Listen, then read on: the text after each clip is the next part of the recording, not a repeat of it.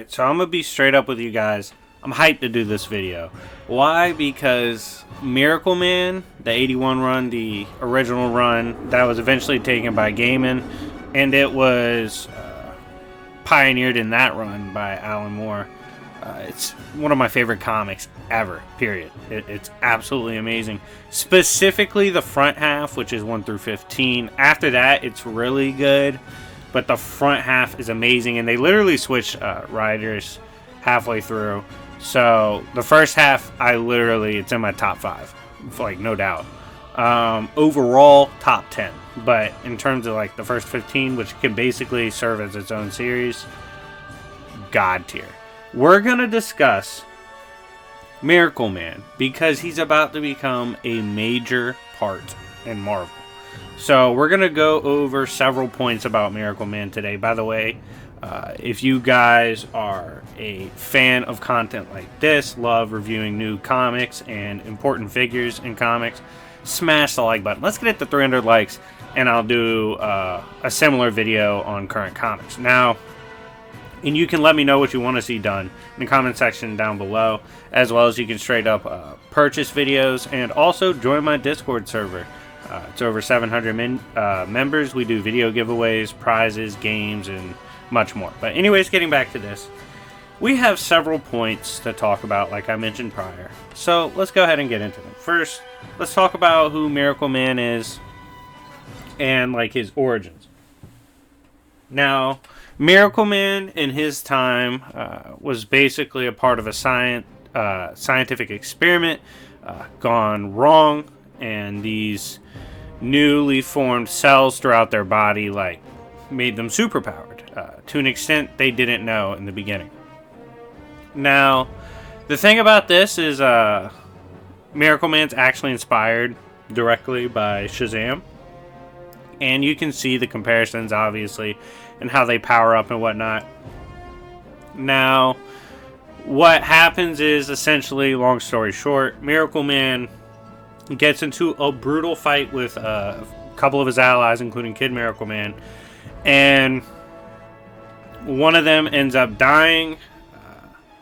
Miracle Man himself basically falls, forgets who he is, and Kid Miracle Man goes on to become a bad guy.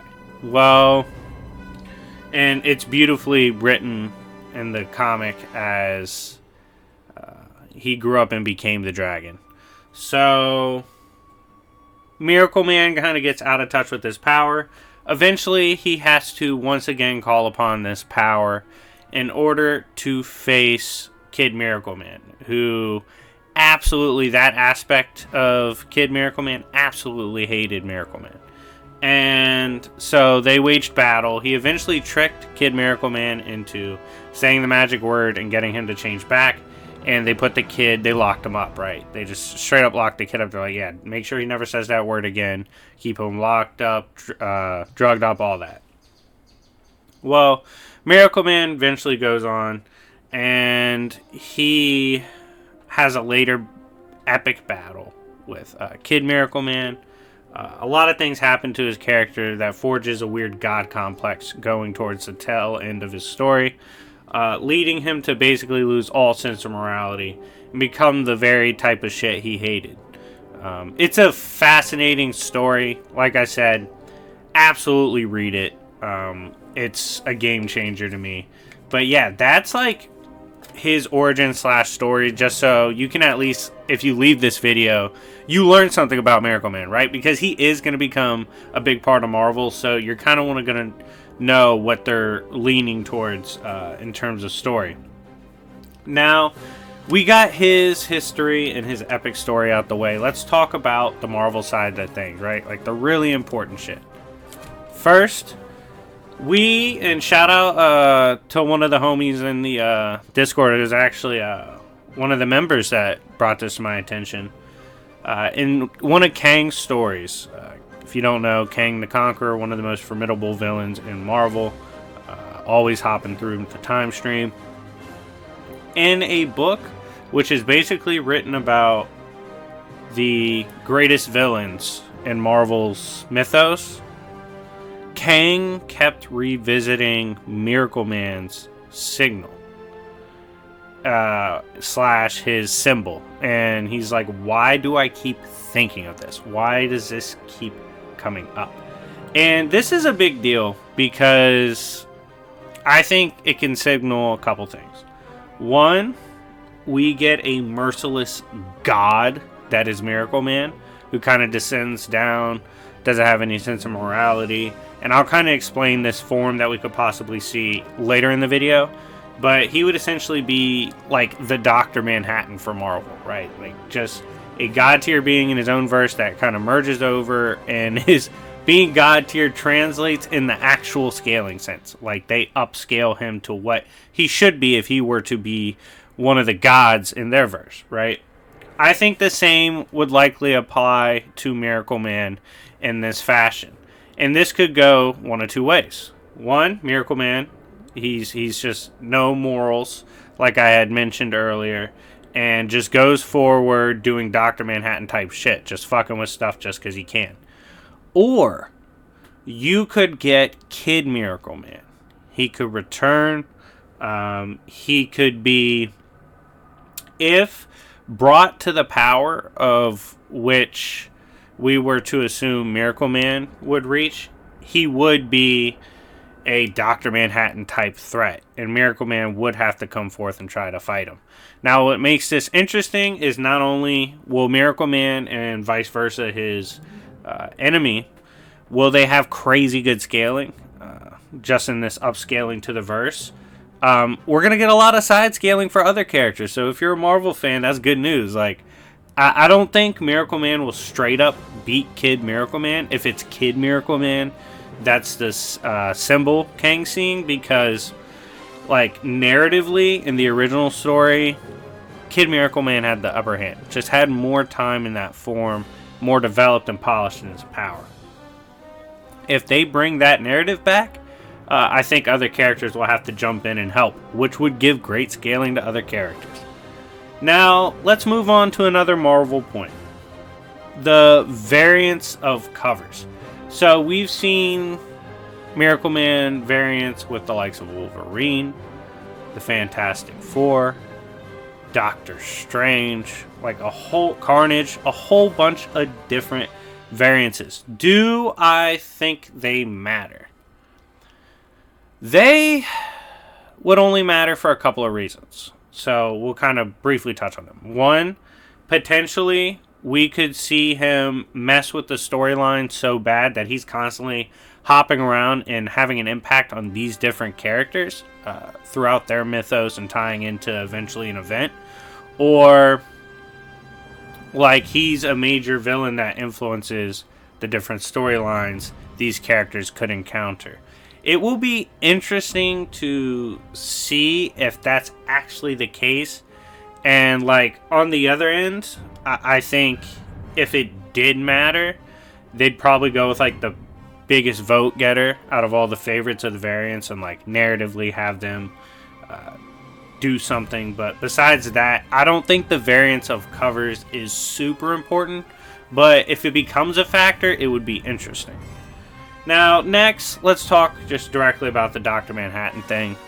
And this kind of ties into another point, so I'll merge the two.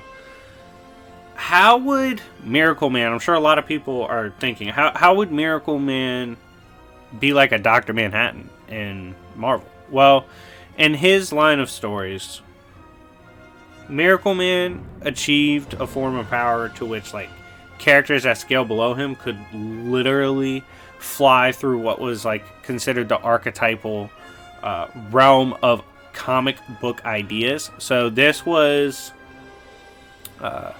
literally where comic book ideas, narratives, and constructs are assembled and formed, and could easily traverse here, interact with it, do stuff here, undoubtedly destroy stuff here, because they were still like a superhero there, and look down upon reality as like nothing.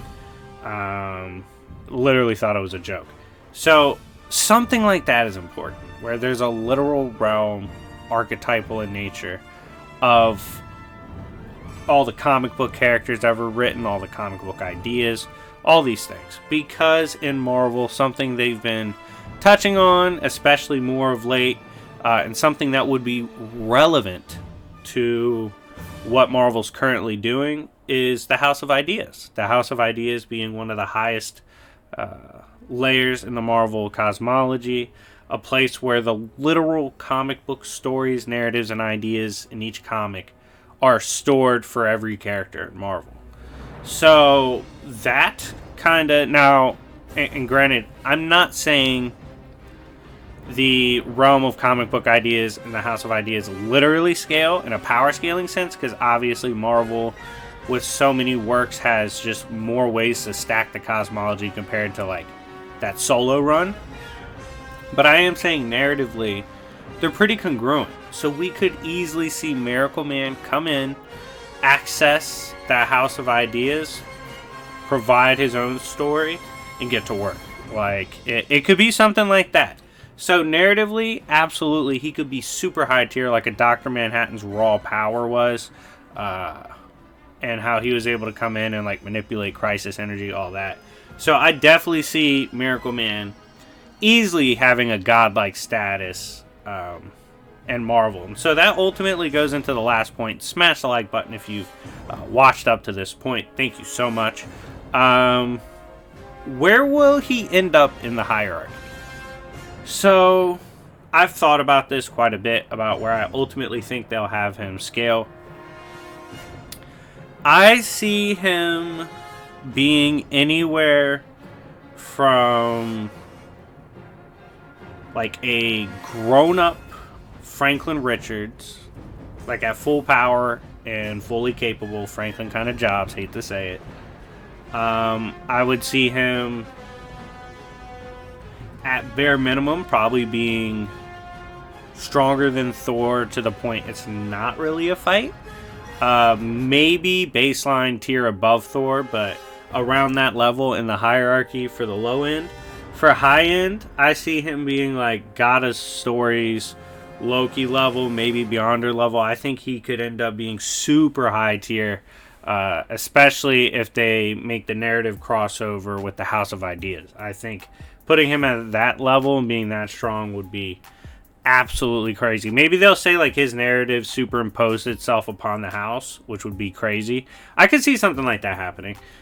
Who knows? But anyways, guys, in the end, it's super dope they're bringing in Miracle Man to be what appears to be a big factor in Marvel. Perhaps we see him in a big crossover event. Marvel has not been shy recently going for crossover events, so I could definitely see that happening. All in all, Miracle Man, the original run, absolutely amazing. I encourage you to go read it. Definitely hit up my server. I have a link to it as well if you need it.